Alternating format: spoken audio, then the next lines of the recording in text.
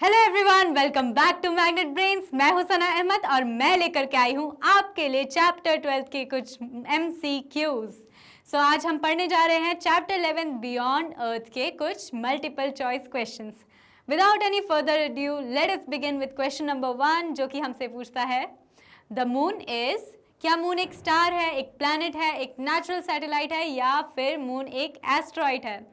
जैसा कि हम सब जानते हैं कि मून अर्थ का एक नेचुरल सैटेलाइट है जो अर्थ के अराउंड रोटेट करता है, रिवॉल्यूशन करता है। Right now let us come to the question number 2। Question number 2 जो कि पूछता है कि द सन इज अ। क्या सन एक प्लैनेट है, स्टार है, मून है या सैटेलाइट है?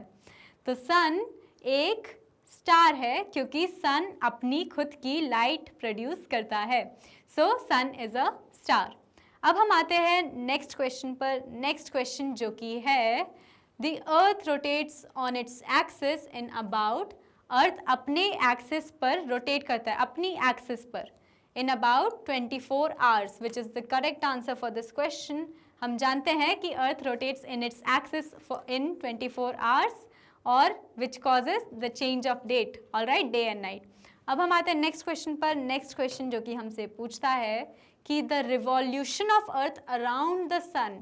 जो अर्थ का रिवॉल्यूशन अराउंड द सन कितने डेज में होता है?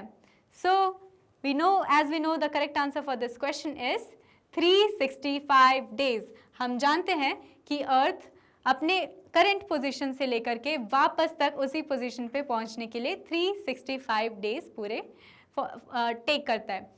यहाँ पर करेक्ट आंसर होगा 365 days, but also 1/4 of a day too, alright, जिसकी वजह से हम हर 4th ईयर में लीप ईयर मनाते हैं। अब हम आते हैं कि क्वेश्चन नंबर 5 पर। क्वेश्चन नंबर 5 जो कि हमसे पूछता है कि which planet is known as the red planet.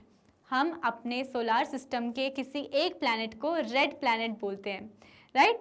और इस प्लैनेट पर बहुत मिशंस भी हुए। The correct answer for this question is Mars. Mars को हम बोलते हैं रेड प्लैनेट क्योंकि मार्स थोड़ा सा अपने सरफेस से बाहर से दूर से रेडिश कलर का दिखता है, ऑलराइट। अब हम आते हैं क्वेश्चन नंबर 5 पर। क्वेश्चन नंबर 5 जो कि हमसे पूछता है कि the only planet where life is known to exist is. ऐसा कौन सा प्लैनेट है जिसमें life is known to exist? यहाँ पर एक ही प्लैनेट है जहाँ पर माना जाता है कि लाइफ एग्जिस्ट करती है, वो है हमारा प्यारा प्लैनेट अर्थ, ऑलराइट। यहाँ पर लिविंग थिंग्स एग्जिस्ट करती हैं। अब हम आते हैं क्वेश्चन नंबर 7 पर। क्वेश्चन नंबर 7 जो कि हमसे पूछता है कि the star that helps in navigation. ऐसा स्टार जो हमें नेविगेशन में हेल्प करता है। नेविगेशन यानी कि हमें पता लगाने में, हमें डायरेक्शंस का पता लगाने में हेल्प करता है, ऐसा एक स्टार है और ऐसा स्टार है नॉर्थ स्टार।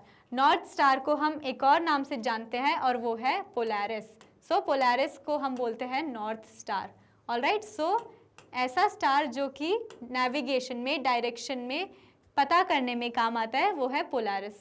पोलैरिस होता है नॉर्थ स्टार।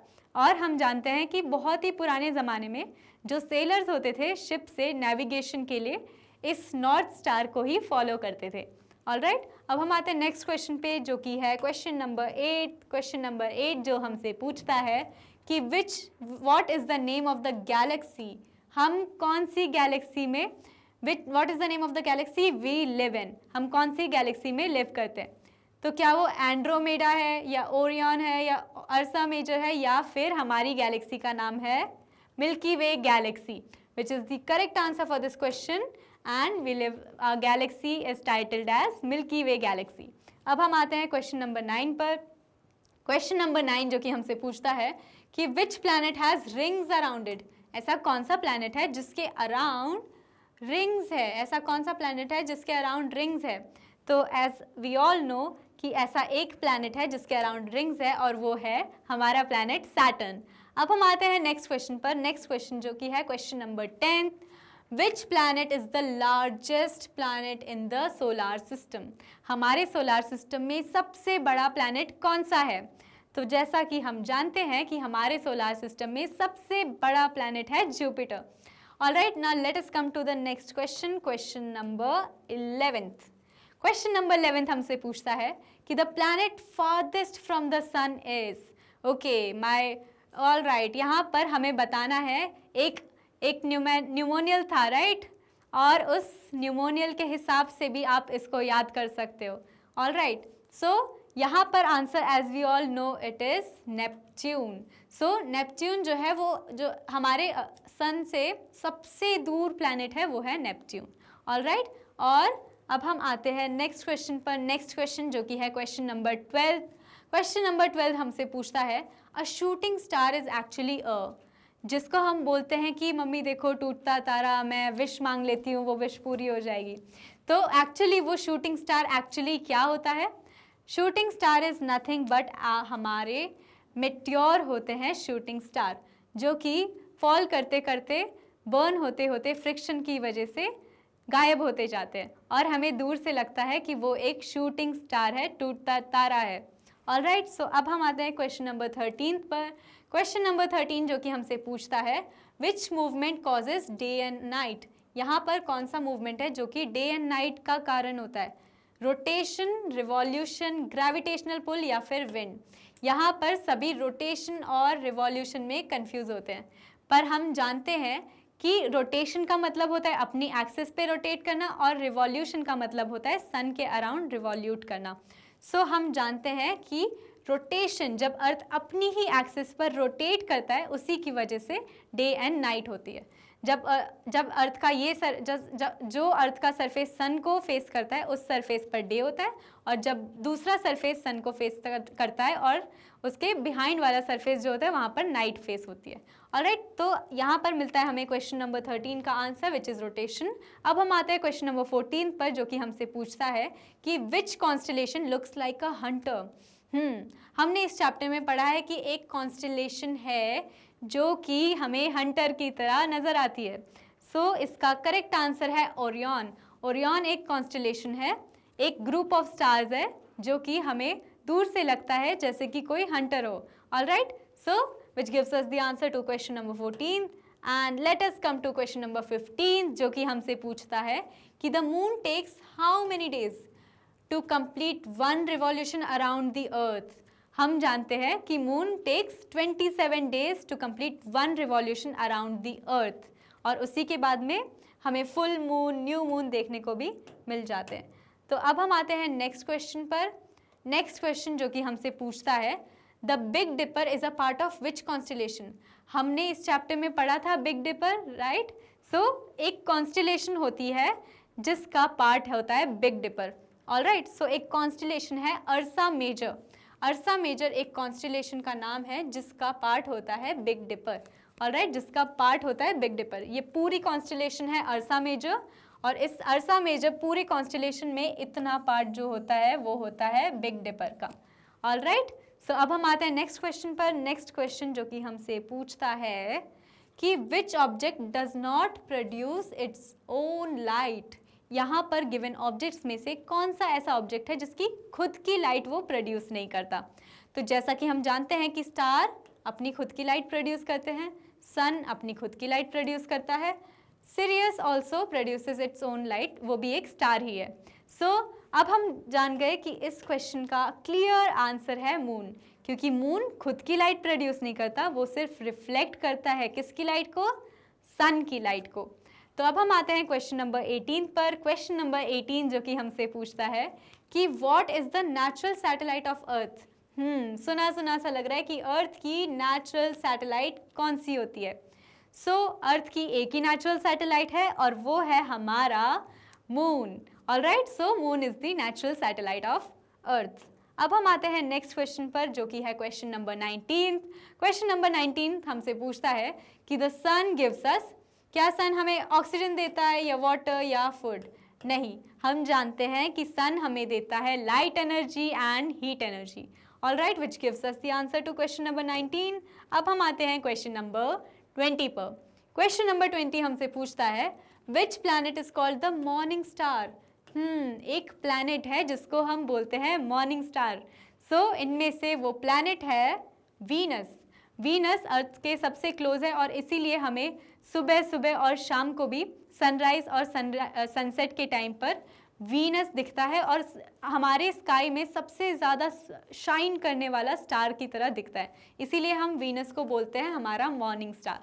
अब हम आते हैं नेक्स्ट क्वेश्चन पर। नेक्स्ट क्वेश्चन जो कि है क्वेश्चन नंबर 21, और क्वेश्चन नंबर 21 हमसे पूछता है artificial satellites are used for. जैसे कि हम जानते हैं कि moon is a natural satellite, उसी तरह से बहुत सारी हम आर्टिफिशियल सैटेलाइट्स भी यूज़ करते हैं जो कि अर्थ के अराउंड ऑर्बिट लेते हैं, राइट। सो हम आर्टिफिशियल सैटेलाइट को आखिर क्यों यूज़ करते हैं? हम यूज़ करते हैं ताकि हमें वेदर का फॉरकास्ट मिल सके और कम्युनिकेशन में हमारी हेल्प हो सके। सो इसीलिए हम यूज़ करते हैं आर्टिफिशियल सैटेलाइट्स। अब हम आते हैं क्वेश्चन नंबर 22 पर। क्वेश्चन नंबर 22 हमसे पूछता है कि the spinning of earth on its axis. Earth जब अपनी एक्सिस पर ही स्पिन करता है, इसको हम क्या बोलते हैं? क्या हम उसको रिवॉल्यूशन बोलते हैं? पर रिवॉल्यूशन तो हमें पता है वो तो अराउंड द सन होता है। तो क्या हम उसको रोटेशन बोलते हैं या हम उसको ऑर्बिट या एक्लिप्स बोलते हैं? क्या लगता है आपको?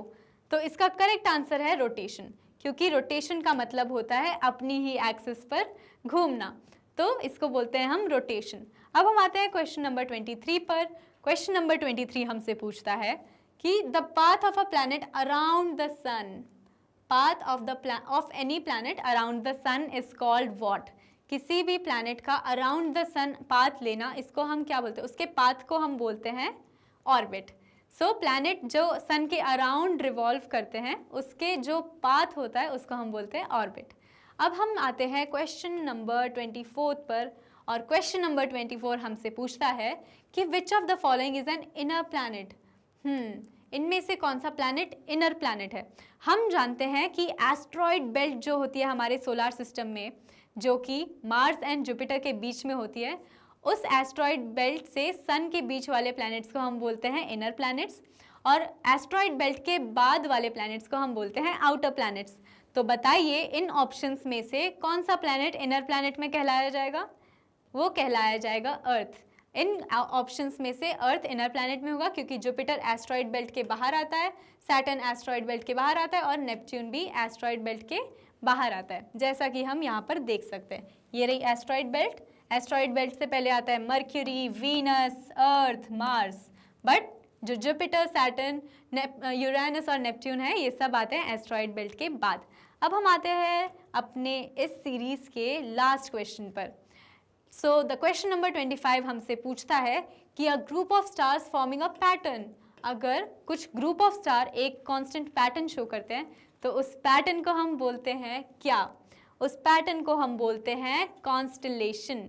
अ ग्रुप ऑफ स्टार जब भी कोई पैटर्न शो करते हैं तो उसको हम बोलते हैं एक constellation, which gives us the answer to question number 25 and which is the last question of the series of MCQs. Now let us come to our favorite platform, Magnet Brains. Magnet Brains जो कि हमें provide करता है free में quality education. तो हमारा काम है वीडियोस को लाइक करना, शेयर करना और सब्सक्राइब करना। मैग्नेट ब्रेन्स इंग्लिश के साथ साथ हिंदी मीडियम कोर्सेज भी प्रोवाइड करता है, सीबीएसई के साथ साथ इन सारे बोर्ड्स के भी कोर्सेज प्रोवाइड करता है। मैग्नेट ब्रेन्स अदर कोर्सेज भी प्रोवाइड करता है, जैसे कि वैदिक मैथ्स, क्रैश कोर्स और स्पोकन इंग्लिश। मैग्नेट ब्रेन्स की ई बुक्स और ई नोट्स आपको मिल जाएंगी as a link in the description box. Magnet Brains इन सारे प्लेटफॉर्म्स पर अवेलेबल है। Thank you for watching this video. Stay tuned.